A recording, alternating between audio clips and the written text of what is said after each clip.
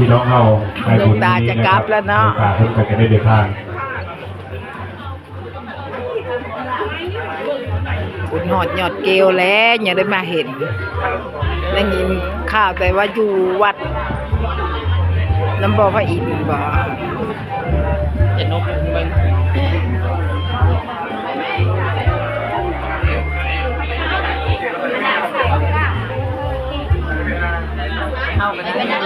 สาธุบุญน้ำเดียวด้วยครับเด้อพี่น้องเฮาวันนี้หลวงตาเพิ่นเมตตา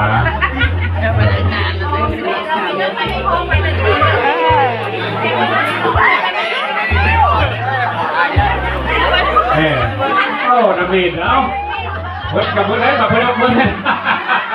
แบ่งเดียวเด้อแบ่งเดียวเด้ออ้าว เพิ่นเลยกลับมาแล้วเพิ่นแจ้กันเธออันนั้นน่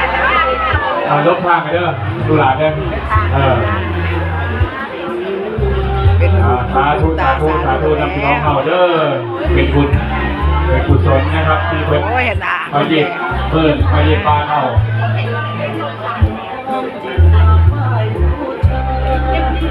ลงทานนะครับลงทานแต่ละลงทานยังมาลงทานก็หมดแล้วมาลงทานก็ยังอยู่เด้อเล็กเทคพอดีครับ บุญกุศลแล้วยังได้มาเห็น เทคพอดีเทคพอดี สาธุสาธุสาธุ